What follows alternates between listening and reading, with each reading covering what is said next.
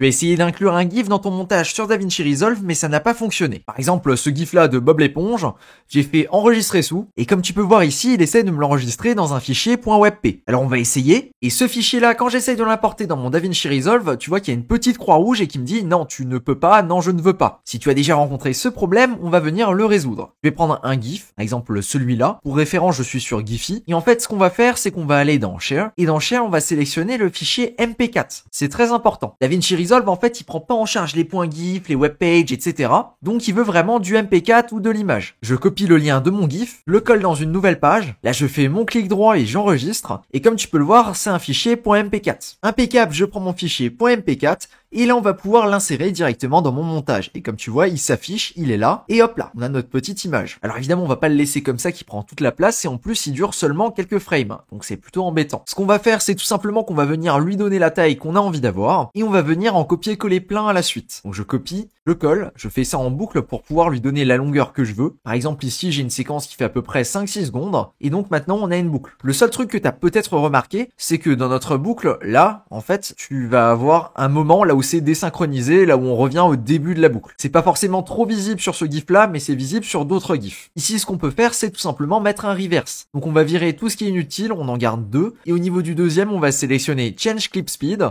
et on va mettre Reverse Speed. Et comme tu peux le voir, en fait, ici, on va avoir la chaleur qui descend. On peut donc maintenant reprendre les deux, sélectionner un copier-coller, tac, et maintenant, on a quelque chose qui est smooth et tu vois plus les transitions. Tu vois juste que ça monte, que ça descend, que ça monte, que ça descend. Alors en fonction des GIFs, ça peut être plutôt sympa. Et maintenant, si tu veux le gérer d'un seul coup, tu vas tout simplement tout sélectionner et cliquer sur New Compound Clip. T'as un clip composé, nickel, tu peux en faire ce que tu veux et t'as pas besoin de te trimballer avec 50 petits clips différents. À partir de là, on a tout simplement à mettre une petite transition, on a notre intro, tac, on a le personnage qui vient, et après, on a tout simplement un petit dégradé. Et voilà, on a rajouté un GIF dans notre vidéo. Je précise donc, mais pour chercher mes GIFs, j'utilise Giphy. C'est super pratique et tu vas trouver plein de choses. Par exemple, The Office, je sais qu'il y en a pas mal qui sont sympas, et tu peux les insérer très facilement comme ça. Voilà, c'est tout pour cette vidéo. Merci de ton attention et à plus. Ciao!